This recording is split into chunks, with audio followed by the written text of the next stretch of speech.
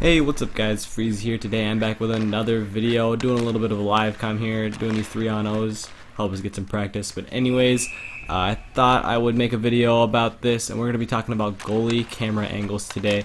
Now this topic is all opinion, I mean it's really just all preference, and there's no perfect goalie camera angle. But I just wanted to talk about the one that I use and why. Now the one that I prefer, and the one I've been using for a while now, is ice. And that is not currently the one that we are on right now. The one we are on right now is fixed, and this is the one that Between the Pipes uses. If you've never heard of Between the Pipes, he's probably the best goalie YouTuber currently at the moment, just because he makes such good tip videos and tutorials and stuff like that. So definitely go check him out, definitely recommend it. And this is the one he uses currently. And personally, I don't really like camera angles like this. This is basically the default camera angle, but he says that fixed is better, that when showing behind the net it's a little more raised up so you can see behind the net better. So that's why he prefers this one over the default. But I don't really like camera angles like this one, like default and fixed, because it has a very low tilt, which means it shows less of the ice and what the player sees. When you're a player, I mean, there's pretty much only two camera angles, and it's ice and classic, which because it shows from higher tilt and you can see the entire ice and you can see where all the players are. And so that's what I wanted. I wanted to be able to see pretty much my entire zone and see where all the players are at the same time, just to make sure I know where everyone is and I'm more aware of the situation. And also it'll help you track those bounces a lot more, you know, like the puck gets poke checked and then it ends up on one guy's stick and then he whiffs a shot and then it ends up on another guy's stick. I wanted a camera angle that would allow me to follow that a little better, and camera angles like these with low tilt, it makes you more susceptible to screens and stuff like that. And so that's why I wanted a higher tilt camera, and there are pretty much three camera angles that do this. There's ice, classic, and then overhead. Okay, so this is overhead, and as you can see, it pretty much shows the entire zone.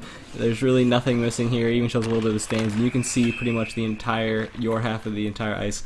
And so this shows you everything pretty well. Now, early on in the game, even like during the beta, Between the Pipes recommended this one a lot, at least to try it, just because, like I said, it shows what the player sees, and you can pretty much see every player on the ice at a time.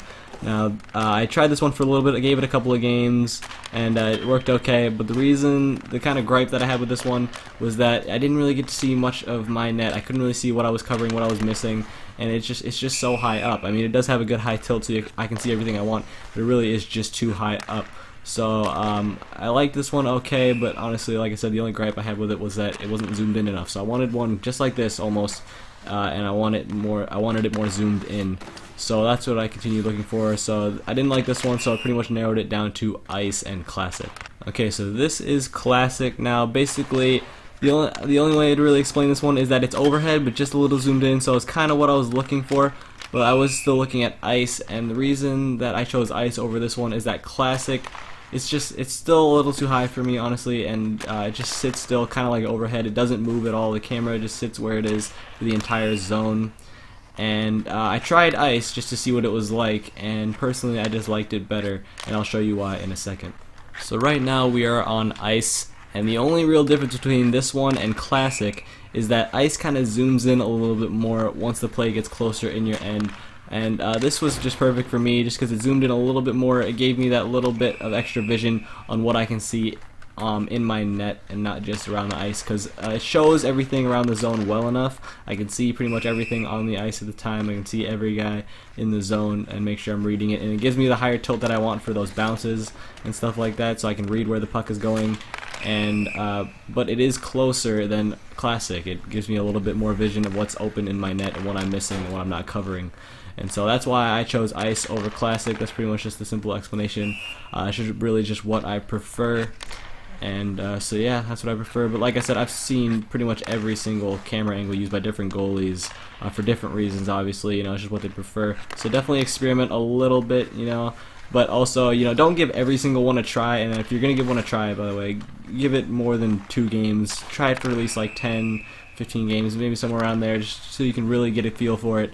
And but don't try every single one out. Know what you want and then choose accordingly. Like I said, I didn't want one like the default, so I didn't really like give those a try like default and fixed, because I wanted to be able to see everything in front of me a lot better, so I didn't even give those a chance. So you can narrow it down based on knowing what you want.